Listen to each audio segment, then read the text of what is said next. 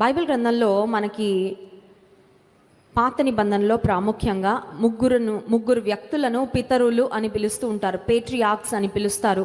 యూదులు, దేవుని నమ్మిన బిడలైన మనము, విశ్వాసులమైన క్రైస్తవులమైన మనము, ఈ ముగ్గురిని కూడా చాలా we respect them and we revere them.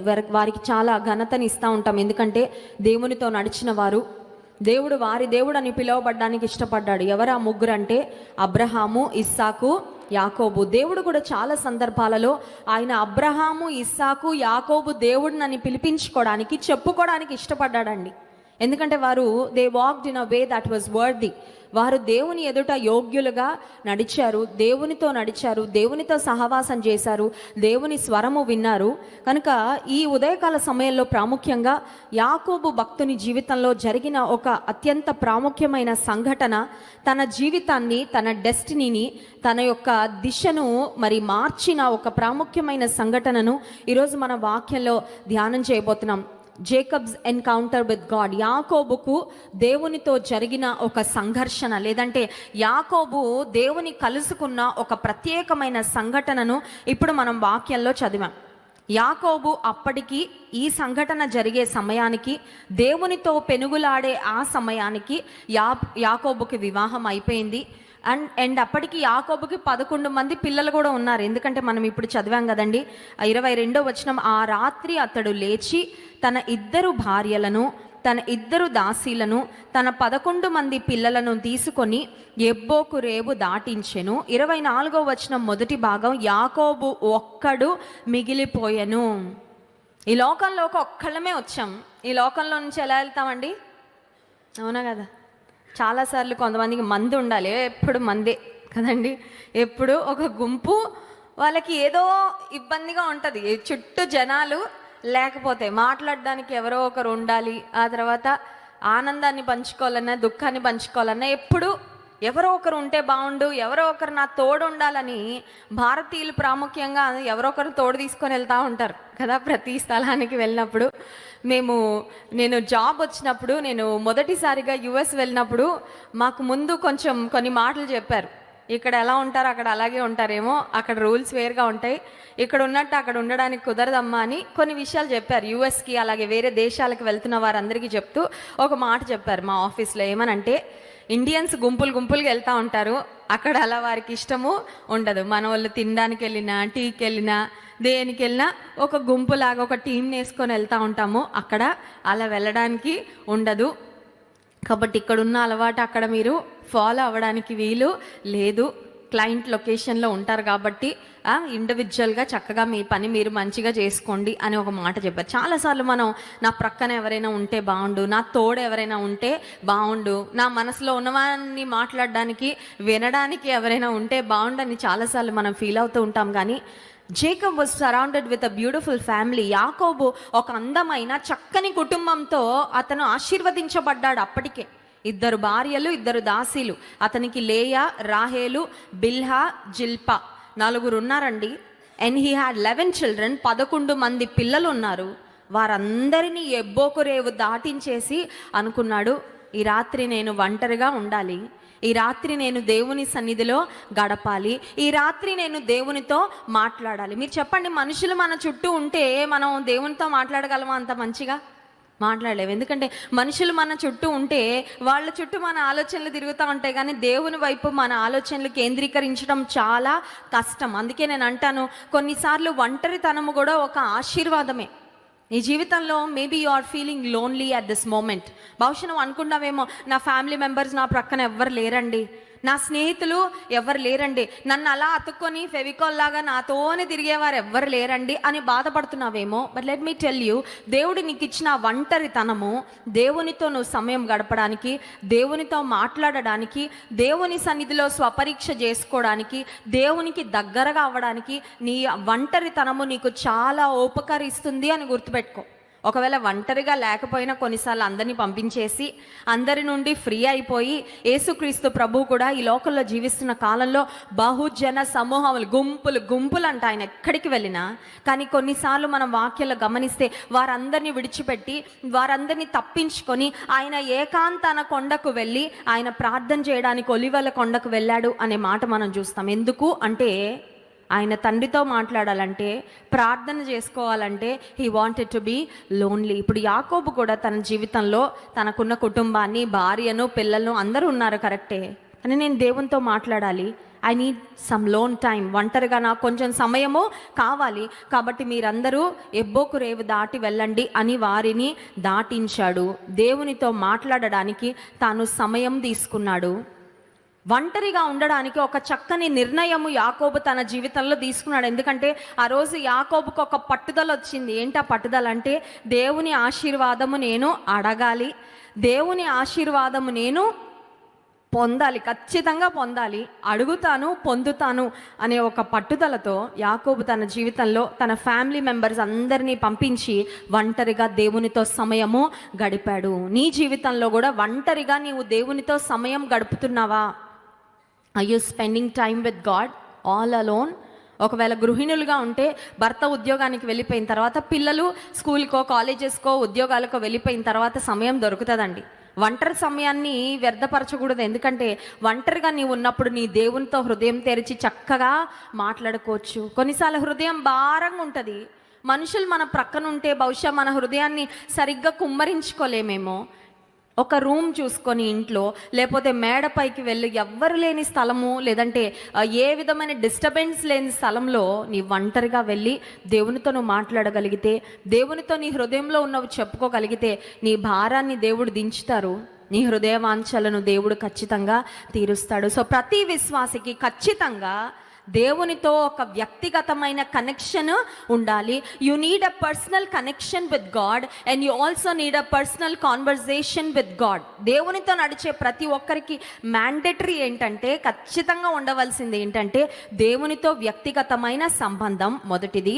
రెండవది దేవునితో వ్యక్తిగతమైన సంభాషణ. అందుకనే ఫ్యామిలీ ప్రేయర్ ఇంపార్టెంట్, సంఘంలో అందరం కలిసి చేసే ప్రార్థన ఇంపార్టెంట్, ఫ్యామిలీ ప్రేయర్ కుటుంబంగా మనం చేసే ప్రార్థన ఇంపార్టెంట్. అంత మాత్రమే కాదు, వ్యక్తిగతంగా మనం ఏకాంతంగా దేవునితో చేసే ప్రార్థన కూడా చాలా చాలా ప్రాముఖ్యము. దాని విలువను కూడా మనం ఏమాత్రం తక్కువగా చూడడానికి వీలు లేదు. కనుక యాకోబు జీవితంలో మొట్టమొదటి అంశం ఏంటంటే, యాకోబు ఒంటరితనాన్ని కోరుకొని తనకున్న కుటుంబము, తనకున్న బాధ్యతలు అన్నిటిని ఒక్కసారి ప్రక్కకి పెట్టి, నేను దేవునితో సమయం గడపాలి, రాత్రంతా నేను దేవునితో మాట్లాడాలి, దేవుని ఆశీర్వాదాన్ని నేను కోరుకోవాలి, దేవుని ఆశీర్వాదాన్ని పొందుకోవాలి అనే ఒక చక్కని నిర్ణయాన్ని తన జీవితంలో తీసుకున్నాడు. Godly choices, godly decisions leads to greater blessing. ఆధ్యాత్మికంగా నీవు తీసుకునే మంచి నిర్ణయాలు నీ జీవితంలో గొప్ప ఆశీర్వాదాన్ని ఖచ్చితంగా తీసుకొస్తాయి. హల్లెలూయా.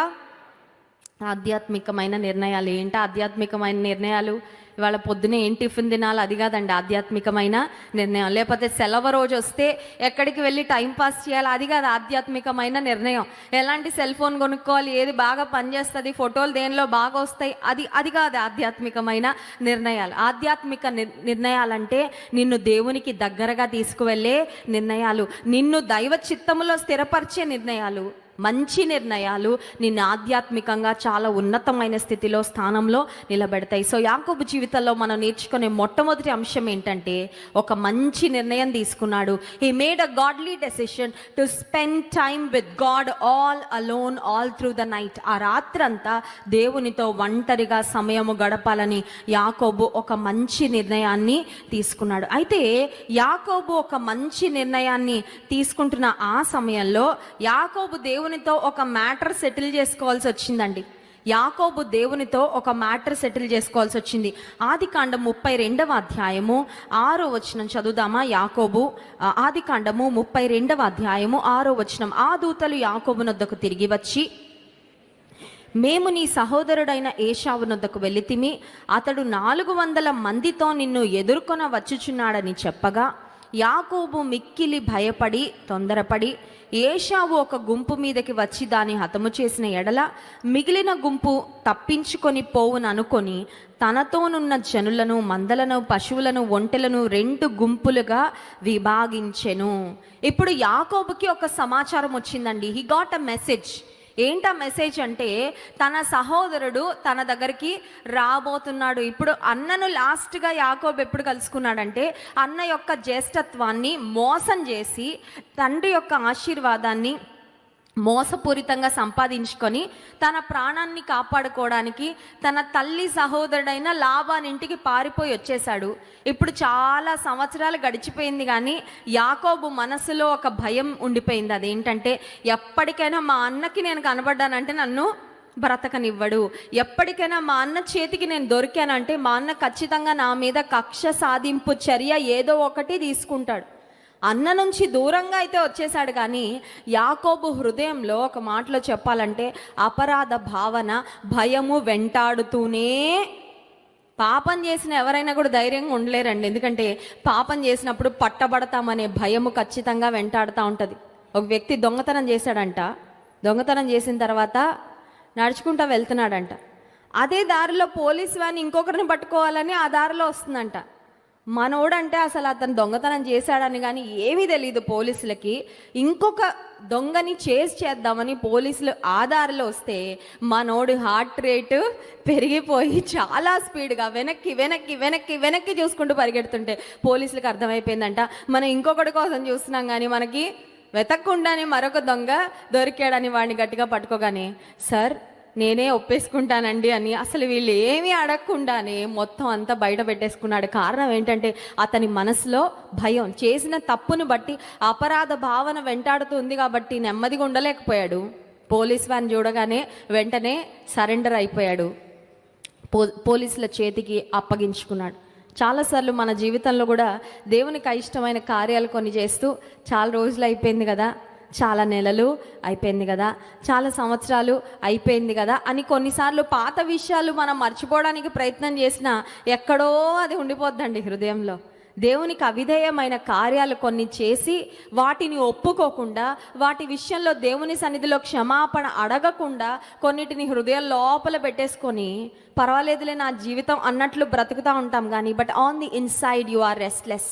నీ హృదయం లోపల నీకు తెలుసు నీకు నెమ్మది లేదని, నీకు సమాధానము లేదని, నీవు చేసిన ఆ తప్పు, ఆ అపరాధము, ఆ పాపము నిన్ను వెంటాడుతూనే ఉంటుంది.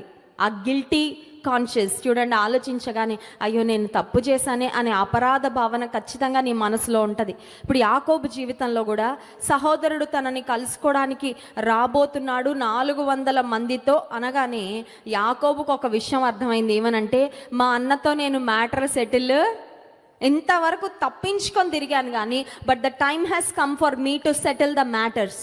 నేను ఎలా అయినా మా అన్నతో సమాధాన పడాలి, కాళ్ళ వేళ్ళ పడైనా సరే మా అన్నను ఏదో ఒక విధంగా నేను కూల్ చేసుకోవాలి, నేనైతే ఖచ్చితంగా తప్పు చేశాను అనే ఒక భావనలోకి యాకోబు తన జీవితంలో వచ్చేసి ఇప్పుడు ఏం చేశాడంటే తన అన్నను సంతోషపరచడానికి చూడండి 13వ వచనం, అతడు అక్కడ ఆ రాత్రి గడిపి తాను సంపాదించిన దానిలో తన అన్న అయిన ఏశావు కొరకు ఒక కానుకను అనగా 200 మేకలను, 20 మేకపోతులను, 200 గొర్రెలను, 20 పొట్టేళ్లను, 30 పాడి ఒంటెలను, వాటి పిల్లలను, 40 ఆవులను, 10 ఆబోతులను, 20 ఆడుగాడిదలను, 10 గాడిద పిల్లలను తీసుకొని మందను వేరువేరుగా తన దాసుల చేతికి అప్పగించి, అమ్మో ఈ చదవడానికి ఎంత పెద్ద లిస్ట్ కదండి, ఇవన్నీ ఎలా సిద్ధపరిచాడో.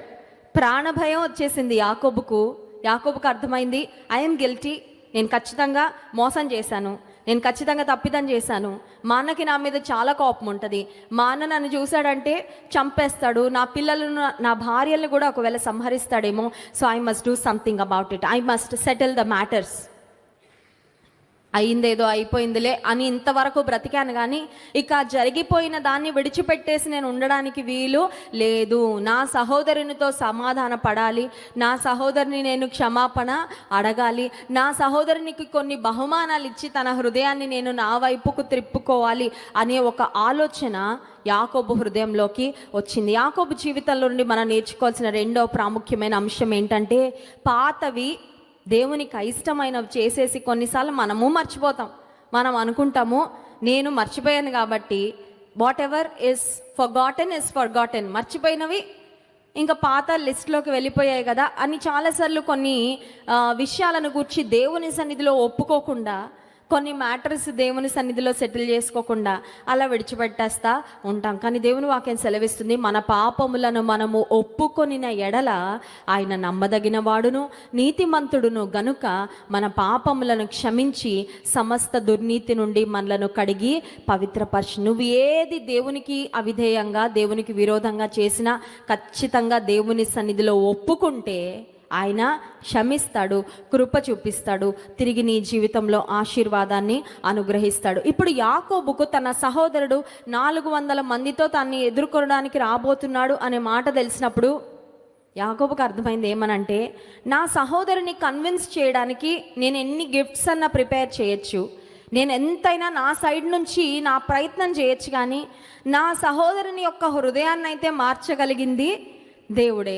కాబట్టి ఇప్పుడు నేను దేవుని మీద ఆధారపడాలని దేవుని సన్నిధిలో ప్రార్థన చేస్తున్నాడు. అద్భుతమైన ప్రార్థన చూడండి, ఆదికాండం 32వ అధ్యాయము 9వ వచనం. అప్పుడు యాకోబు, నా తండ్రి అయిన అబ్రహాము దేవా, నా తండ్రి అయిన ఇస్సాకు దేవా, నీ దేశమునకు నీ బంధువుల యొద్దకు తిరిగి వెళ్ళుము, నీకు మేలు చేసేదనని నాతో చెప్పిన యెహోవా, నీవు నీ సేవకునికి చేసిన సమస్తమైన ఉపకారములకును సమస్తమైన సత్యమునకును అపాత్రుడను. ఎట్లనగా నా చేతికర్రతో మాత్రమే యోర్దాను దాటి తిని ఇప్పుడు నేను 2 గుంపులైతిని. నా సహోదరుడైన ఏశావు చేతి నుండి దయచేసి నన్ను తప్పించుము, అతడు వచ్చి పిల్లలతో తల్లిని నన్ను చంపునేమో అని అతనికి భయపడుచున్నాను. The most honest and transparent and truthful prayers, అత్యంత యథార్థమైన బలీయమైన ప్రార్థనలు ఎప్పుడు వస్తాయంటే ఒక మనిషిలో నుండి ప్రాణ భయం వచ్చినప్పుడు వస్తాయి, అవునా కదా? మిగతా అప్పుడంతా పై ప్రార్థనలు వస్తూ ఉంటాయి, కంఠస్థం చేసిన ప్రార్థనలు వస్తూ ఉంటాయి, నోటితో వల్లించే ప్రార్థనలు వస్తూ ఉంటాయి. కానీ నిజమైన ప్రార్థన, హృదయపు లోతులో నుంచి వచ్చే యథార్థమైన ప్రార్థన ఎప్పుడు వస్తుందంటే, ప్రాణ భయము, మరణ భయం వచ్చినప్పుడు, ఒక టైమ్ ఆఫ్ క్రైసిస్. చూడండి, నా శక్తి చాలదు, నా బలం చాలదు, అమ్మో ఇంత పెద్ద సమస్యలో ఇరుక్కున్నానేంటి అనే పరిస్థితుల్లో బలమైన ప్రార్థన వస్తుంది, యథార్థమైన ప్రార్థన వస్తుంది, విశ్వాసంతో చేసే ప్రార్థన వస్తుంది. This is one of the beautiful prayers.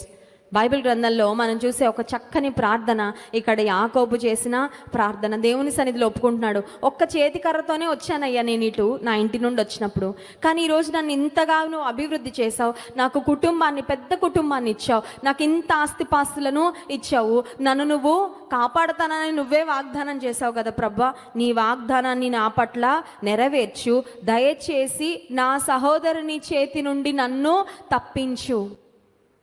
జీవితంలో మనిషి ఎన్ని ప్రయత్నాలు చేసినా తన ప్రాణాన్ని కాపాడుకోవడానికి మరణము తప్పించుట యెహోవా వశము. మనకు తెలిసింది బాగా కరోనా సమయంలో కదండి, ఎన్ని ప్రయత్నాలు, ఎన్ని లక్షలు ఖర్చు పెట్టిన వారు కూడా కొంతమంది ప్రాణాలతో ఇంటికి రాలేకపోయారు. ఎంత ప్రయత్నం చేసినా కొన్ని ప్రయత్నాలు విఫలమే. ఎంత బెస్ట్ డాక్టర్స్ పర్యవేక్షణలో ఉన్నా కొంతమంది మరి ఈ లోకాన్ని విడిచిపెట్టి వెళ్ళిపోయారు. ప్రాణము, జీవము, ఆయుష్, మరణము నుండి తప్పించుట కేవలము ఆయన వశమే. హల్లెలూయా. యాకోబు దేవుని మీద ఆధారపడుతున్నాడండి. మూడవ అంశం ఏంటంటే, యాకోబు అంతవరకు తన శక్తి మీద, బలం మీద, తెలివితేటల మీద, సామర్థ్యం మీద ఆధారపడ్డాడేమో. When it was time of crisis, ఒక ఇబ్బందికరమైన ఇరుకులో యాకోబు ఉన్నప్పుడు దేవుని వైపు చూసి మొరపెడుతున్నాడు, నా సహోదరుని చేతి నుండి నన్ను రక్షించయ్యా, నా సహోదరుని యొక్క మనసు మార్చయ్యా అనే ఒక చక్కని ప్రార్థన. యాకోబు చేసిన యథార్థమైన ప్రార్థనకు దేవుడు ఏశావు యొక్క మనసును ముందే సిద్ధపరిచేశాడండి. హల్లెలూయా. నీవు ప్రార్థన చేస్తే మనుషుల మనసులు దేవుడు మారుస్తాడు తెలుసా నీకు. నిన్ను ద్వేషించేవారు నిన్ను ప్రేమించేవారుగా దేవుడు చేస్తాడు. నీ శత్రువులను నీ మిత్రులుగా దేవుడు చేస్తాడు తెలుసా. నీ గురించి చెడుగా మాట్లాడిన వారు అదే నోటితో నిన్ను మెచ్చుకొనేలా, నీ గురించి మంచి సాక్ష్యం చెప్పేలా దేవుడు చేస్తాడు. ఎప్పుడంటే నీవు యథార్థంగా జీవించి ప్రభు మీద ఆధారపడితే నిన్ను ద్వేషించిన వారే నీకు స్నేహితులు అవుతారు. నీకు ఎలాంటి సహాయం చేయొద్దు అనుకున్న వారితోనే నీకు సహాయం చేయిస్తాడండి దేవుడు. హల్లెలూయా. ఆయన చేతిలో ఉందంతా. ఇప్పుడు ఏశావు కొరకు ప్రార్థన చేశాడు యాకోబు. నా సహోదరుని చేతి నుండి నన్ను విడిపించయ్యా, నన్ను తప్పించయ్యా అని ప్రార్థన చేసిన తర్వాత ఆదికాండము 33వ అధ్యాయము 4వ వచనం చూడండి. ఏశావు యొక్క రెస్పాన్స్ యాకోబును కలుసుకున్నప్పుడు, అప్పుడు ఏశావు అతనిని ఎదుర్కొన్న పరుగెత్తి అతనిని కౌగలించుకొని అతని మెడ మీద పడి ముద్దు పెట్టుకొనెను. వారిద్దరూ కన్నీరు. వాట్ ఎన్ ఎమోషనల్ మూమెంట్ కదా. అన్నదమ్ములు ఇన్ని సంవత్సరాల తర్వాత కలిశారు. యాకోబు అనుకుంటున్నాడు ఏ కత్తినో ఖడ్గానో తీసుకొని నన్ను చంపడానికి వస్తాడని చాలా భయపడ్డాడు. కానీ దేవుడు కంప్లీట్గా ఆ సినారియోని మొత్తానికి దేవుడు మార్చేశాడండి. సహోదరునికి యాకోబుని చూడగానే ప్రేమ పొంగి, he was not angry anymore. He doesn't hate his brother anymore. సహోదరుని మీద ద్వేషము లేదు, సహోదరుని మీద కోపం లేదు. నా జ్యేష్ఠత్వాన్ని మోసపూరితంగా తీసేసుకున్నాడు, నన్ను మోసం చేశాడు నా తమ్ముడు అనే కోపం లేదు ఏశావులో. ఏశావు యాకోబును చూడగానే ప్రేమిస్తున్నాడు, యాకోబును చూడగానే హత్తుకున్నాడు, ముద్దు పెట్టుకున్నాడు. వారిద్దరి మధ్యలో చక్కని ప్రేమను, అనురాగాన్ని మనం చూస్తున్నాం. ఇది కేవలము దేవుడు చేసిన కార్యము మాత్రమే. హల్లెలూయా. నీ అత్తగారు నిన్ను ద్వేషిస్తుందా? ఆమెను మార్చడానికి నువ్వేం చేయక్కర్లే, ఒక్క ప్రార్థనే. నిన్ను కూతురు కంటే ఎక్కువగా ప్రేమించేటట్లు దేవుడే మనసు మారుస్తాడు. హల్లెలూయా. నీ భార్య, నీ భర్త నిన్ను ద్వేషిస్తున్నారా? నీ తోబుట్టువులు నిన్ను ద్వేషిస్తున్నారా? నీ బాస్ అన్యాయంగా నిన్ను చెడుగా మాట్లాడుతున్నాడా? నిన్ను ఇబ్బంది పెడుతున్నాడా? నీ కోడలు మిమ్మల్ని బాధ పెడుతుందా? దేవుని సన్నిధిలో ఒక్క ప్రార్థన చేయండి అంతే. వారి హృదయంలో దేవుడే ప్రేమ పుట్టిస్తాడు. వారి హృదయంలో దేవుడే మీ ఎడలో ఒక మంచి ఒపీనియన్ కలుగజేస్తాడు. మీ మధ్యలో ఉన్న రిలేషన్షిప్ను దేవుడే తిరిగి రిపేర్ చేస్తాడు. హల్లెలూయా. జీవితాలను మార్చడంలో, పరిస్థితులను మార్చడంలో మన దేవునికి సాటి అయిన వారు ఎవ్వరూ లేరు. సో యాకోబు జీవితంలో జరిగిన 4వ సంఘటన, దేవుని సన్నిధిలో యాకోబు చేసిన ఇంకొక చక్కని ప్రార్థన చూడండి. ఆదికాండము 32వ అధ్యాయము 24వ వచనం. యాకోబు ఒకడు మిగిలిపోయెను, ఒక నరుడు తెల్లవారు వరకు అతనితో పెనుగులాడెను. తాను అతని గెలవకుండుట చూచి తొడగూటి మీద అతన్ని కొట్టెను. అప్పుడతడు ఆయనతో పెనుగులాడుట వలన యాకోబు తొడగూడు వసిలెను. ఆయన తెల్లవారుచున్నది గనుక నన్ను పోనిమ్మనగా అతడు, నీవు నన్ను ఆశీర్వదించితేనే గాని నిన్ను పోనీయను అనెను. యాకోబు ముందేమో ఏం ప్రార్థన చేశాడంటే, నా సహోదరుని చేతి నుండి నన్ను రక్షించయ్యా, నన్ను కాపాడు, నాకు నా కుటుంబానికి ఎలాంటి ప్రాణహాని లేకుండా మమ్మల్ని ప్రొటెక్ట్ చేయండి అని ప్రార్థన చేశాడు. ఇప్పుడు ఫ్యామిలీని అంతా పంపించేసిన తర్వాత ఇంకొక చక్కని ప్రార్థన, ఇంకొక అద్భుతమైన ప్రార్థన యాకోబు చేస్తున్నాడు. ఏంటి ఆ ప్రార్థన అంటే, దేవా నీవు నన్ను ఆశీర్వదించు, నీవు నన్ను ఆశీర్వదిస్తేనే కానీ నేను నిన్ను వెళ్ళనివ్వను. I will not let you go unless you bless me. యాకోబులో ఒక పట్టుదల వచ్చేసిందండి. ఏం పట్టుదల అంటే, దేవుని ఆశీర్వాదం ఖచ్చితంగా పొందుకోవాలి. దేవునితో పోరాడుతున్నాడు, దేవునితో పెనుగులాడుతున్నాడు. ఇప్పుడు యాకోబు దేవుని ఆశీర్వాదం ఇవ్వయ్యా అంటే దేవుడు అంటున్నాడు, ముందు నీ పేరు చెప్పు అంటున్నాడు. బైబిల్ గ్రంథంలో దేవుడు కొన్ని ప్రశ్నలు మనుషుల్ని అడిగాడు. God asked people some questions. కొన్నిసార్లు దేవుడు మనల్ని కూడా అడుగుతూ ఉంటారు ప్రశ్నలు. దేవుడు పేతురును ఒక ప్రశ్న అడిగాడు. ఏమనంటే, సీమోను నీవు నన్ను ప్రేమిస్తున్నావా? Do you love me Peter? పేతురు నీవు నన్ను ప్రేమిస్తున్నావా అంటే పేతురు అన్నాడు, అవునయ్యా నేను నిన్ను ప్రేమిస్తున్నాను. అనగానే యేసయ్య అన్నారు, వెళ్ళి నీవు నా గొర్రెలను మేపు అని చెప్పారు. మళ్ళీ అదే ప్రశ్న అడిగారు పేతురుని, పేతురు నీవు నన్ను ప్రేమిస్తున్నావా అంటే రెండోసారి పేతురికి కొద్దిగా బాధ కలిగిందంట. మళ్ళీ అడుగుతున్నారు ఏంటి యేసయ్య ప్రశ్న, నేను నిన్ను ప్రేమిస్తున్నానయ్యా, నీకే అది బాగా తెలుసు. అప్పుడు యేసయ్య మళ్ళీ అన్నారు, నీవు నా గొర్రెలను మళ్ళీ థర్డ్ టైం అదే ప్రశ్న దేవుడు. అంటే దేవుడు అడుగుతున్న ప్రశ్న మళ్ళీ అడుగుతున్నాను మర్చిపోయి దానికైనా జ్ఞాపక శక్తి లోపం వచ్చి మెమరీ పవర్ ఏమైనా లేక మళ్ళీ మళ్ళీ అడుగుతున్నాడా, లేకపోతే నన్ను విసిగించడానికి ఏమన్నా అడుగుతున్నాడా, లేకపోతే నేను ఏదైనా అబద్ధం చెప్తున్నానని మళ్ళీ మళ్ళీ అడుగుతున్నాడా అని పేతురు వ్యసనపడ్డాడనే మాట ఉంటుంది బైబిల్లో. యేసయ్య తిరిగి పేతురును, నీవు నన్ను ప్రేమిస్తున్నావా అని దేవుడు అడిగినప్పుడు పేతురు మూడోసారి నీకే తెలుసయ్యా అని వ్యసనపడితే యేసయ్య తిరిగి పేతురును, నీవు నా గొర్రెలను మేపు అనే ఒక చక్కని బాధ్యత పేతురుకి. కొంతమంది బైబిల్ పండితులు ఏమంటారంటే, ముమ్మారు యేసయ్య ఎవరో నాకు తెలియదని పేతురు బొంకాడు కాబట్టి 3 సార్లు పేతురు నోటితో చెప్పించుకోవాలనుకున్నాడు యేసయ్య, ప్రేమిస్తున్నానయ్యా, ప్రేమిస్తున్నానయ్యా, ప్రేమిస్తున్నానయ్యా. కొన్నిసార్లు మనకే పట్టుదల ఉంటుంది అనుకుంటాం, కానీ దేవునికి కూడా చాలా పట్టుదల. కొన్నిసార్లు తొందరపాటుతోనో విసుగుతోనో నువ్వంటే నాకు ఇష్టం లేదు అన్నాం అనుకోండి, పిల్లల్ని వాళ్ళు ఊరుకుంటారండి, మళ్ళీ వస్తారు. మళ్ళీ అమ్మతో లేదు నాకు నువ్వంటే చాలా ఇష్టం అని చెప్పించుకునేదాకా వదిలిపెట్టరు. ఎందుకంటే వాళ్ళు ఆ మాటని యాక్సెప్ట్ చేయలేరు, తీసుకోలేరు. పేతురు ముమ్మారు యేసయ్యను ఎరుగనని బొంకాడు, కానీ యేసయ్య ముమ్మారు తిరిగి అదే ప్రశ్న అడిగి పేతురు హృదయంలో నిజంగా ఆ ప్రేమ ఉందా లేదా అని దేవాతి దేవుడు పరీక్షించాడు. ఇప్పుడు ఇక్కడ యాకోబును దేవుడు ఒక ప్రశ్న అడుగుతుంది. ఆశీర్వాదం ఇమ్మంటే ప్రశ్న అడుగుతున్నావు ఏంటయ్యా అంటే, నువ్వు ముందు ఆన్సర్ చేయాలి, నువ్వు సరిగ్గా జవాబు చెప్తేనే నీకు ఆశీర్వాదము. కొన్నిసార్లు దేవుడు కూడా మనల్ని ప్రశ్నిస్తూ ఉంటాడండి. దేవుడు కూడా మనల్ని ప్రశ్నిస్తూ ఉంటాడు. నీవు నన్ను ప్రేమిస్తున్నావా, నీవు నన్ను వెంబడిస్తున్నావా, నీవు నా స్వరమును వింటున్నావా. కొన్నిసార్లు ఇన్ని వేల మంది ఇక్కడ మందిరంలో కూర్చున్న దైవజనులు ఇక్కడ నుండి అందిస్తున్న వాక్యంలో ఒక మాట సూటిగా వెళ్ళిపోద్ది గుండెలోకి.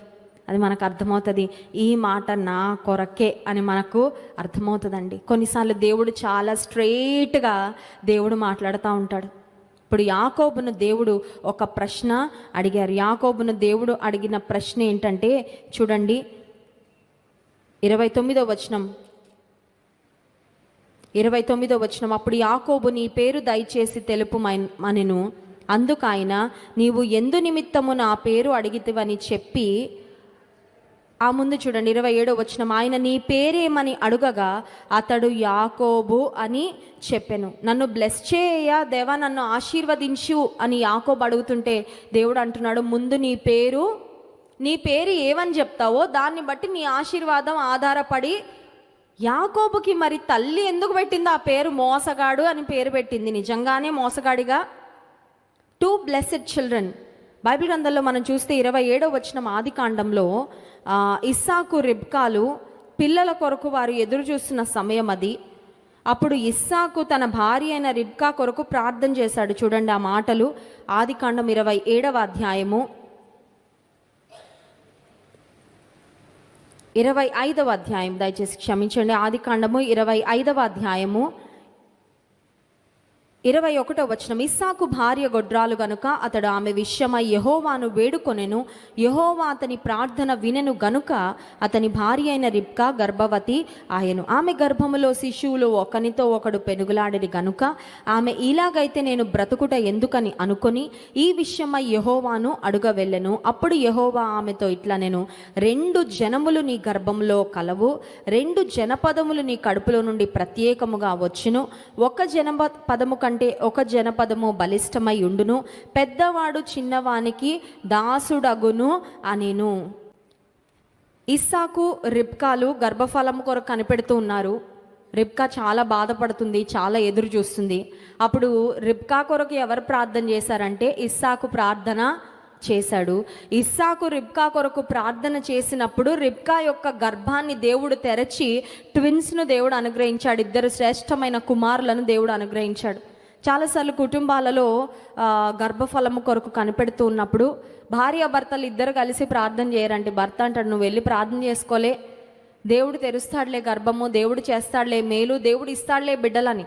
కానీ ఇక్కడ మనం గమనిస్తే కుటుంబంగా వారు దేవుని సన్నిధిలో ప్రార్థన చేశారు. ఇస్సాకు రిబ్కా కొరకు ప్రార్థన చేసినప్పుడు ఇస్సాకు యొక్క ప్రార్థనను రిబ్కా పక్షంగా దేవుడు అంగీకరించి నెరవేర్చినట్లుగా మనం వాక్యంలో చూస్తున్నాం. భార్య భర్త కొరకే కాదు ప్రార్థన చేయాల్సింది, భర్త కూడా భార్య కొరకు ప్రార్థన నీకు తెలుసా, నీ కుటుంబంలో నీ కుటుంబీకుల యొక్క ప్రార్థన నీకు ఆశీర్వాదము, క్షేమం ఇస్తుందని. ఇక్కడ 31st నైట్ వాచ్ నైట్ సర్వీస్లో అందరు వాగ్దానాలు తీసుకుంటారు, అందరు ప్రార్థన చేయించుకుంటారు దైవజనులతో. అందరు వెళ్ళిపోయాక నేను కూడా వెయిట్ చేసి ఆఖరిలో మోకరించి జాన్ వెస్లీ గారితో ప్రార్థన చేయించుకుంటాను. ఎందుకో తెలుసా, ఇస్సాకు ప్రార్థన రిబ్కా పక్షంగా దేవుడు అంగీకరించాడు. నువ్వు కూడా అడగాలి, నీ భర్తను నా కొరకు ప్రార్థన చేయండి. భార్య కాదు భర్త కొరకు చేయాల్సింది, భర్త కూడా భార్య కొరకు చేయాలా. పిల్లలు కూడా తల్లిదండ్రుల కొరకు ప్రార్థన చేయాలి, తల్లిదండ్రులు కూడా పిల్లల కొరకు ప్రార్థన చేయాలి. ఇస్సాకు యొక్క ప్రార్థనను దేవుడు రిబ్కా పక్షంగా అంగీకరించి వారికి 2 శ్రేష్టమైన కుమారులను అనుగ్రహించారు. సరే, వీళ్ళు కడుపులో ఉన్నప్పుడే ఫైట్ చేసుకోవడం మొదలుపెట్టారంట. కడుపులో ఉన్నప్పుడే ఫైట్ చేసుకోవడం. కొంతమంది యవనస్తురాండ్రు నాకు చెప్తా ఉంటారు, అక్క లోపల బిడ్డ పెరుగుతూ ఉన్నాడు కానీ మామూలుగా ఫైటింగ్ చేయట్లేదు అక్క, ఒక్కరు ఉంటారు కానీ లోపల చాలా తిరుగుతూ ఉంటారండి. ఆ తల్లికి చాలా ఇబ్బందిగా ఉంటుంది. ఇప్పుడు 2 ఉన్నారు, వీరు కడుపులో నుండి ఫైట్ చేసుకోవడం మొదలుపెట్టారు. ఈ తల్లికి చాలా ఇబ్బందిగా ఉంది ఈ బిడ్డలు పెరుగుతూ ఉంటే. సరే, 2 బయటకు వచ్చారు. బయటకు వచ్చిన తర్వాత కూడా ఈ సిబ్లింగ్ రైవలరీ అనేది కంటిన్యూ అయింది. అప్పుడు కూడా కడుపులో మొదలైంది అన్నదమ్ముల మధ్యలో పోరాటం. ఇప్పుడు బయటకు వచ్చాక అదే పోరాటము. అట్ ద సేమ్ టైం నేటికి మరి యాకోబు యొక్క సంతానానికి, ఏశావు యొక్క సంతానానికి నేటికి కూడా యుద్ధము కొనసాగుతూనే చూడండి. మరి ఇప్పుడు యాకోబు ఏశావులు పెరిగారు, పెద్దవారయ్యారు. ఇస్సాకు అనుకున్నాడు, నా పెద్ద కుమారుడు అంటే నాకు చాలా ప్రేమ, పెద్ద కుమారునికి నా దగ్గర ఉన్న బ్లెస్సింగ్ అంతా నేను ఇవ్వాలి అని ఇస్సాకు సిద్ధపడి ఆదికాండం 28వ అధ్యాయం 1వ వచనం, ఇస్సాకు యాకోబును పిలిపించి నీవు కనానుకు ఆదికాండం 27వ అధ్యాయము 1వ వచనం, ఆదికాండము 27వ అధ్యాయం 1వ వచనం. ఇస్సాకు వృద్ధుడై అతని కన్నులకు మంద దృష్టి కలిగినప్పుడు అతడు తన పెద్ద కుమారుడైన ఏశావుతో నా కుమారుడా అని అతని పిలువగా అతడు చిత్తము నాయన అని అతనితో అనెను. అప్పుడు ఇస్సాకు, ఇదిగో నేను వృద్ధుడను, నా మరణదినము నాకు తెలియదు, కాబట్టి నీవు దయచేసి నీ ఆయుధములైన నీ అంబుల పొదిని నీ విల్లును తీసుకొని అడవికి పోయి నా కొరకు వేటాడి మాంసము తెమ్ము, నేను చావక మునుపు నిన్ను నేను ఆశీర్వదించినట్లు నాకిష్టమైన రుచిగల భోజ్యములను సిద్ధపరిచి నేను తినుటకై నా యొద్దకు తెమ్మని ఇస్సాకు తనకిష్టమైన ఫేవరెట్ సన్ ఏశావుతో మాట్లాడుతుంటే ఈ మాటలన్నీ దగ్గరుండి రిబ్కా వినింది. రిబ్కాకు ఫేవరెట్ సన్ ఏమో యాకోబు, ఇస్సాకుకు ఫేవరెట్ సన్ ఏమో ఏశావు. కుటుంబంలో ఉన్న ఫేవరెటిజం వల్ల పార్షియాలిటీ అంటారు కదండి, పక్షపాతం ఉండకూడదు. కుటుంబాల్లో తల్లిదండ్రులకు పక్షపాతం ఉంటే పిల్లల మధ్యలో శత్రుత్వం వస్తుంది, పిల్లల మధ్యలో పోటీతత్వం బాగా పెరిగిపోద్ది, ఒకరినొకరు ప్రేమించలేరు. ఏ తల్లిదండ్రి అయినా తమ కుటుంబాల్లో ఏం కోరుకుంటారంటే తమ పిల్లలు క్షేమంగా ఉండాలి, తమ బిడ్డలు ఐకమత్యంతో ఉండాలని కోరుకుంటారు కదండి. ఏ తల్లిదండ్రి అయినా వారు బ్రతికున్న కాలంలో పిల్లలు ఫైట్ చేసుకుంటూ ఒకరితో ఒకరు పోట్లాడుకుంటూ ఉంటే తల్లిదండ్రులు చాలా బాధపడతారు. వారు బ్రతికిన కాలంలో వారు ఒకవేళ ఈ లోకాన్ని విడిచిపెట్టి వెళ్ళిపోయినా వారి బిడ్డలందరూ కలిసి ఉంటే ఏ తల్లి తండ్రి అయినా కూడా చాలా ఆనందిస్తారు, చాలా సంతోషిస్తారు. కానీ ఈ కుటుంబంలో ఇస్సాకు రిబ్కాలకున్న ఆ పార్షియాలిటీ లేదంటే వారి మధ్యలో ఉన్న ఫేవరెటిజం వల్ల ఒకరిని ప్రేమించారు, ఇంకొకరిని ప్రేమించారు. సమానమైన ప్రేమ 2 బిడ్డలకు తల్లి తండ్రి అందించలేని కారణం చేత వారిద్దరి మధ్యలో శత్రుత్వం ఇంకా ఎక్కువైపోయింది. ఇప్పుడు రిబ్కా అనుకుంటుంది, నా ఫేవరెట్ సన్, నా చిన్న కుమారునికి ఆశీర్వాదం రావాలని చిన్న కుమారుని పెద్ద కుమారుని వల్లే రెడీ చేసి సిద్ధపరిచి 16వ వచనం చూడండి. రిబ్కా వాటిని తీసి తన చిన్న కుమారుడగు యాకోబునకు తొడిగించి ఆ మేక పిల్లల చర్మములతో అతని చేతులను అతని మెడ మీద నునుపు భాగమును కప్పి, ఇప్పుడు కుమారుణ్ణి బాగా రెడీ చేసింది. తండ్రికి ఇష్టమైన ఆహారాన్ని ముందే ఈమెనే కిచెన్లో రెడీ చేయించేసి కుమారునికి ఇచ్చి పంపిస్తూ ఉంది. యాకోబు ఇప్పుడు తన తండ్రి అయిన ఇస్సాకు ఎదుటికి వెళ్ళాడు. ఇస్సాకు యాకోబు స్వరాన్ని గుర్తుపట్టాడు. కానీ అనుకుంటున్నాడు, మేబీ నేను వృద్ధాప్యంలో ఉన్నాను కదా, ముసలివాడిని అయిపోయాను, నాకు చెవులు సరిగా వినిపించట్లేదేమో, నేనే కన్ఫ్యూజ్ అవుతున్నానేమో, బాబు కొంచెం దగ్గరికి రాయ్యా, I want to touch you, నిన్న ఒకసారి నీ చేతులు నీ ముఖం ఇవన్నీ ఒకసారి పట్టుకొని చూస్తానని పట్టుకుంటే తల్లి ముందుగానే కుమారుడిని చక్కగా ఫ్యాన్సీ డ్రెస్ కాంపిటీషన్ లాగా రెడీ చేసి పంపించింది కదా. పాపం తండ్రి అలా ముట్టుకున్నాడు, పెద్ద కుమారునిలాగే ఉన్నాడు. స్వరమేమో చిన్న కుమారుని స్వరము, కానీ ఆకారము పరిస్థితులు అయితే పెద్ద కుమారునిలాగే ఉన్నాడు అని చెప్పి యాకోబు తన హృదయంలో ఉన్న ఆశీర్వాదాలు ఏవైతే ఉన్నాయో మొత్తం కూడా తీసి యాకోబుకి ఇస్సాకు ఇచ్చేసి మొత్తం బ్లెస్సింగ్ ఇచ్చేశాడు. బ్లెస్సింగ్ అంతా యాకోబు పొందుకున్న తర్వాత అప్పుడు ఏషా వచ్చాడు. కష్టపడి వేటాడిన మాంసాన్ని కూరని సిద్ధపరచుకొని తండ్రి దగ్గరకు వస్తే చాలా ఏడుస్తాడండి ఇస్సాకు. అయ్యో, నిన్ను నేను ఆశీర్వదిద్దాం అనుకున్నాను, ఒక్క ఆశీర్వాదం కూడా నా దగ్గర మిగల్లేదు, ఉన్న ఆశీర్వాదాలు మొత్తం నేను యాకోబుకి ఇచ్చేశాను అని ఇస్సాకు చెప్పినట్లుగా వాక్యంలో చూస్తున్నాం. దేవుడు యాకోబు పేరు ఎందుకు అడిగాడు? యాకోబు, దేవా నన్ను దీవించు, నన్ను ఆశీర్వదించు అని అడిగినప్పుడు యాకోబు నీ పేరేంటో చెప్పు అని దేవుడు ఎందుకు అన్నాడంటే, యాకోబుకి పేరు మార్చి చెప్పడము అలవాటైపోయింది. యాకోబు తండ్రి దగ్గర పేరు మార్చి చెప్పాడు. ఇప్పుడు పరలోకపు తండ్రి అంటున్నాడు, నా ముందన్న నువ్వు సరిగ్గా చెప్తావా? నీ ఉన్నది ఉన్నట్లు నీ పేరు చెప్పుకుంటావా, లేకపోతే ఇప్పుడు కూడా ఏషావనే చెప్తావా? మీ సొంత తండ్రిని అయితే నువ్వు మోసగించగలిగావు, కానీ ఇప్పుడు మళ్ళీ ఏషావంటే మాత్రం ఖచ్చితంగా యాకోబుకి ఆశీర్వాదం వచ్చుండేది కాదు. యాకోబు ఆ సమయంలో దేవునితో తన పేరుని ఒప్పుకున్నాడండి. అంటే ఒక మాటలో చెప్పాలంటే యాకోబు అబద్ధికుడుగా ఉన్నాడు, కానీ దేవుని ఎదుట సత్యవంతుడు అయిన తర్వాత దేవుడు అన్నాడు, ఇప్పుడు ఇస్తాను నీకు ఆశీర్వాదం.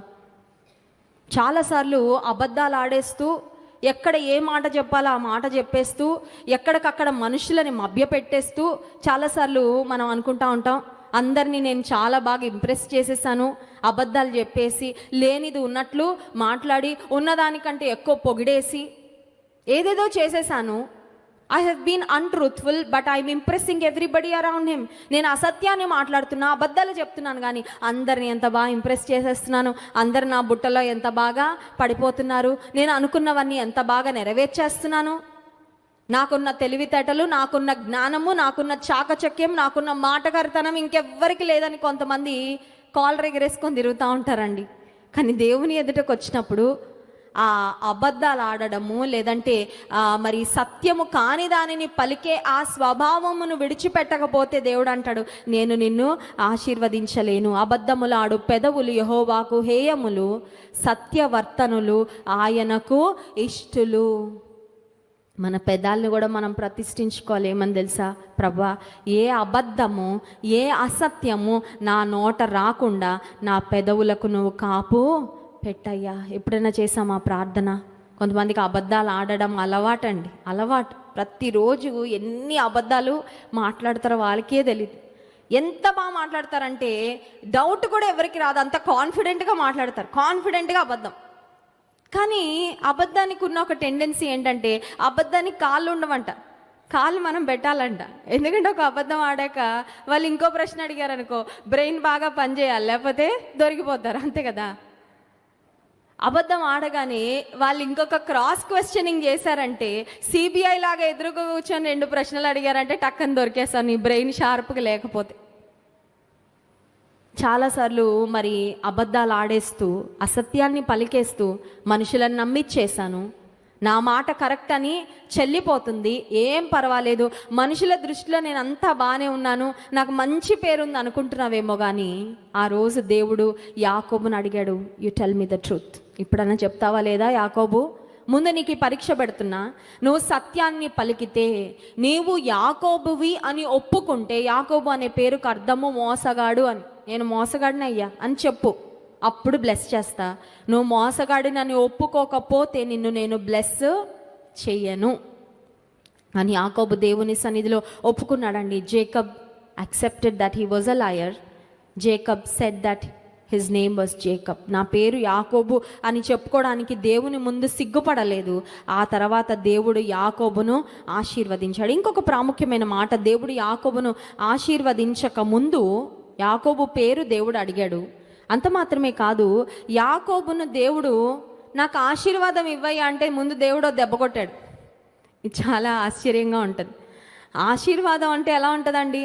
అది తీసుకోగానే చాలా ఆనందం, సెలబ్రేట్ చేసుకోవాలనిపిస్తుంది. దేవుడు బ్లెస్ చేయగానే సెలబ్రేట్ చేసుకోవాలి, అందరికీ అనౌన్స్ చేయాలి, అందరికీ ఫోన్లు చేసి చెప్పుకోవాలి, ఇంత బ్లెస్సింగ్ వచ్చిందండి, ఇంత జాబ్ వచ్చిందండి, ఇంత సంబంధం కుదిరిందండి, లేకపోతే ఇంత మంచి ఇల్లు కట్టుకున్నామండి, ఇంత పెద్ద లోన్ శాంక్షన్ అయిందండి, అదైందండి, ఇదైందండి అని ఆశీర్వాదం అనగానే మనం అనుకుంటాం it's a time of celebration, it's a time of joy, rejoicing అని మనం అనుకుంటాం. కానీ యాకోబుకు ఆశీర్వాదం రాకముందు దెబ్బపడిందండి. Before God blesses someone he breaks them. దేవుడు ఎవరినైనా ఆశీర్వదించక ముందు దేవుడు ఏం చేస్తాడంటే విరగొడతాడు. యాకోబు జీవితంలో కూడా అదే జరిగింది. చూడండి, ఆదికాండము 32వ అధ్యాయము 24వ వచనం. యాకోబు ఒక్కడు మిగిలిపోయెను, ఒక నరుడు తెల్లవారు వరకు అతనితో పెనుగులాడెను. తాను అతని గెలవకుండుట చూచి తొడగూటి మీద అతనిని కొట్టెను. అప్పుడతడు ఆయనతో పెనుగులాడుట వలన యాకోబు తొడగూడు వసిలెను. 32వ వచనం. అందుచేత ఆయన యాకోబు తొడగూటి మీది తుంటి నరము కొట్టినందున నేటి వరకు ఇశ్రాయేలీలు తొడగూటి మీదనున్న తుంటి నరమును తినరు. అప్పుడు యాకోబును దేవుడు కొట్టాక స్ట్రైట్గా నడవలేకపోతున్నాడండి. ఓ మాటలు చెప్పాలంటే ఒక లేమ్ పర్సన్ లాగా స్ట్రైట్గా స్పీడ్గా నడవలేకపోతున్నాడు. అప్పటి వరకు చాలా స్పీడ్గా, చాలా కాన్ఫిడెంట్గా అన్నని మోసం చేసేసి చక్కగా భార్యలను సంపాదించేసుకొని పిల్లలు కలిగి మంచి సంపదను, ఆస్తిపాస్తులను, లాభాలను మోసం చేసి నేనే పెద్ద హీరోని అనుకొని బ్రతికిన యాకోబు లైఫ్లో ఒక బ్రేక్ పాయింట్ వచ్చింది. దేవుడు యాకోబును విరగ్గొట్టిన తర్వాత యాకోబు క్యారెక్టర్ స్ట్రైట్ అయిపోయిందండి. హల్లెలూయా. దేవుడు మనల్ని ఆశీర్వదించాలంటే ముందు మన అంతరంగాన్ని దేవుడు తిన్నగా చేస్తాడు. కొన్నిసార్లు అంతరంగం తిన్నగా చేయబడాలంటే బయటకు మనకు ఒక తన్నాలి, కొట్టాలి మనల్ని. దేవుడు మనల్ని శిక్షించకపోతే, కొన్నిసార్లు గద్దించకపోతే మనం దేవుని మార్గంలోకి మనం అనుకుంటాం నన్ను మించిన వాళ్ళు ఎవ్వరూ లేరు, నేను ఎలా అయినా బ్రతికేయగలను, నేను ఎలా అనుకుంటే అలా జరిగిపోతుందని అప్పటి వరకు తిరిగాడు యాకోబు తన జీవితంలో. దేవునితో పెనుగులాడుతున్న ఆ సమయంలో ఆశీర్వాదం పొందడానికి మునుపు యాకోబు దేవుని చేతిలో విరుగగొట్టబడ్డాడు. ప్రేమైన దేవుని బిడ్డలారా, ఒకటి గుర్తించాలి, if there is no breaking in your life then there is no blessing. దేవుని చేతిలో విరుగగొట్టబడే అనుభవము నీ జీవితంలో లేకపోతే నీ జీవితంలో ఆశీర్వాదము ఉండదు. నేనండి కొంతమందికి బాగా ఎక్కువ ఉంటుంది. అందుకని వారిని ఏమంటారంటే ఐ స్పెషలిస్ట్ అంటారు. ఏం స్పెషలిస్ట్ అండి? ఐ స్పెషలిస్ట్ అంటే కాదు, ఆప్థమాలజిస్ట్ కాదు. ఐ స్పెషలిస్ట్ అంటే అహం బాగా ఎక్కువ, నేను, నా ఇష్టము, నా ఆలోచనలు, నా ఉద్దేశాలు, నేనే, అంతే. ఎవరిని పట్టించుకోరు, ఎవరిని లెక్క చేయరు. గర్వంతో నా తలాంతులు, నా జ్ఞానము, నాకున్న మాటకారితనము, నాకున్న సామర్థ్యము, నాకున్న ఫ్యామిలీ బ్యాక్గ్రౌండ్, నేను నేను నేను అనుకుంటా ఉన్నావే, ఆ నేను విరిగిపోతే అప్పుడు వస్తుంది ఆశీర్వాదం. హల్లెలూయా. నేను కాదు, క్రీస్తే. ఇక నువ్వు జీవించువాడను నేను కాదు, క్రీస్తే నా యందు జీవించుచున్నాడు అనే అనుభవం వచ్చాక then the real blessing will start flowing in your life. అప్పుడు నిజమైన ఆశీర్వాదము నీ జీవితంలో ప్రవహించటము ప్రారంభము అవుతుంది. దేవుడు యాకోబును విరగొట్టిన తర్వాత గొప్ప ఆశీర్వాదం ఇచ్చాడండి. ఏం గొప్ప ఆశీర్వాదం అంటే, యాకోబు అడగకుండానే యాకోబు పేరుని దేవుడు మార్చేశాడు. హల్లెలూయా. దేవుడు కొంతమంది పేర్లు మార్చాడు బైబిల్ గ్రంథంలో. అబ్రాము పేరుని దేవుడు అబ్రహాము అని మార్చాడు. శారయి అనే పేరును దేవుడు శారా అని మార్చాడు. ఇక్కడ యాకోబు అడగట్లేదు దేవుని, కానీ దేవుడు అంటున్నాడు, నీ పేరు బాలేదు, నీ బ్రతుకు బాలేదు, నీ బ్రతుకు మారాలి, నీ పేరు కూడా నేను మార్చేస్తున్నాను. I'm changing your life, I'm changing your name and I'm changing your destiny forever. యాకోబు యొక్క పేరుని దేవుడు మార్చాడు. చూడండి ఆ మాట. దేవుడు యాకోబు యొక్క పేరును 28వ వచనం. అప్పుడు ఆయన, నీవు దేవునితోనూ మనుష్యులతోనూ పోరాడి గెలిచితివి గనుక ఇక మీదట నీ పేరు ఇశ్రాయేలే కానీ యాకోబు అనబడదని చెప్పెను. దేవుడు యాకోబు పేరు మార్చి, ఇశ్రాయేలు అన్న మాటకు అర్థం క్రిందుంది, దేవునితో పోరాడువాడు అని పేరు మార్చి, బ్రతుకును మార్చి, మోసపూరితమైన జీవితాన్ని మార్చి దేవుడు ఆశీర్వదించిన తర్వాత ఆశీర్వాదం ఎంత గొప్పగా ఉందంటే, నేటికి ప్రపంచ మ్యాప్లో ప్రపంచ పటంలో ఇశ్రాయేలు అనే పేరు ఉంది. దేవుడు అంత బ్లెస్ చేశాడండి. హల్లెలూయా. ఒక దేశానికి యాకోబు పేరు పెట్టుకున్నారంటే యాకోబుని దేవుడు ఎంత బ్లెస్ చేశాడు. ప్రస్తుతానికి ఇజ్రాయెల్లో భయంకరమైన వార్ జరుగుతుంది. మనం అందరం ప్రార్థన చేయాలి. ఇజ్రాయేలు యొక్క క్షేమము కొరకు, యెరూషలేము యొక్క క్షేమము కొరకు మనందరము ప్రార్థన. చాలా పెద్ద వార్ అవుతుంది, మీరందరూ వార్తల్లో చూస్తూనే ఉండుంటారు. అయితే ఇజ్రాయెల్ దేశానికి ఉన్న ప్రత్యేకత ఏంటంటే, ఇజ్రాయెల్ దేశంలో చీమ చిటుక్కుమన్న ప్రపంచం అంతటికి తెలుస్తుంది. అది ప్రపంచ దేశాలలో ఇజ్రాయెల్ దేశానికి దేవుడిచ్చిన విలువ అంత గొప్పదండి. ఇశ్రాయేల్ అనే దేశానికి ఆ పేరు పెట్టడానికి దేవుడు సహాయం చేశారంటే ఆ రోజు యాకోబు పెనుగులాడి దేవుని సన్నిధానంలో ఆశీర్వాదాన్ని పొందాడు. పేరు కరెక్ట్గా చెప్పకపోయింటే ఆశీర్వాదం వచ్చిండేది కాదు. విరుగొట్టబడకపోయింటే యాకోబుకి ఆశీర్వాదం వచ్చిండేది కాదు. ఆఖరికి ఒక్క మాట చెప్పి ముగిస్తాను. అసలు యాకోబు ఆశీర్వదించు దేవా అని ఎందుకు అడిగాడు అని డౌట్ వచ్చిందండి ఎప్పుడైనా? ఆల్రెడీ పెళ్ళవని వాళ్ళకి ఆశీర్వాదం అంటే ఏంటి? పెళ్ళవడం. పిల్లలు లేని వాళ్ళకి ఆశీర్వాదం ఏంటి? బిడ్డలు కలగడం. సంపద, ఆస్తిపాస్తులు లేని వారికి ఆశీర్వాదం ఏంటి? ఆస్తిపాస్తులు, సంపద రావడం. అవన్నీ ఉన్నాయి ఆల్రెడీ. యాకోబుకి ఆల్రెడీ అప్పటికి అన్నకే అన్ని బహుమానాలు, అంతా మరి అన్ని గిఫ్ట్స్ రెడీ చేశాడంటే you can imagine how blessed he was already physically. భౌతిక పరంగా అప్పటికే యాకోబు ఎంత ఆశీర్వదించబడ్డాడో అర్థం చేసుకో. భార్యలు ఉన్నారు, పిల్లలు ఉన్నారు, సంపద ఉంది, గొర్రెలు ఉన్నాయి, ఒంటెలు ఉన్నాయి, గాడిదలు ఉన్నాయి. He had everything.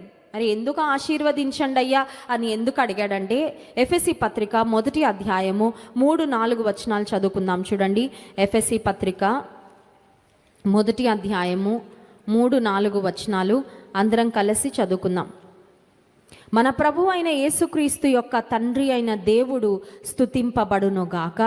ఆయన క్రీస్తునందు పరలోక విషయములలో ఆత్మ సంబంధమైన ప్రతి ఆశీర్వాదమును మనకు అనుగ్రహించెను. ఎట్లనగా తన ప్రియుని యందు తాను ఉచితముగా మనకు అనుగ్రహించిన తన కృపామహిమకు కీర్తి కలుగునట్లు తన చిత్త ప్రకారమైన దయా సంకల్పము చొప్పున యేసుక్రీస్తు ద్వారా తనకు కుమారులనుగా స్వీకరించుటకై మనలను ముందుగా తన కోసము నిర్ణయించుకొని మనము తన ఎదుట పరిశుద్ధులమును నిర్దోషులమునై ఉండవలెనని జగత్తు పునాది వేయబడక మునిపే ప్రేమ చేత ఆయన క్రీస్తులో మనలను ఏర్పరచుకొనెను.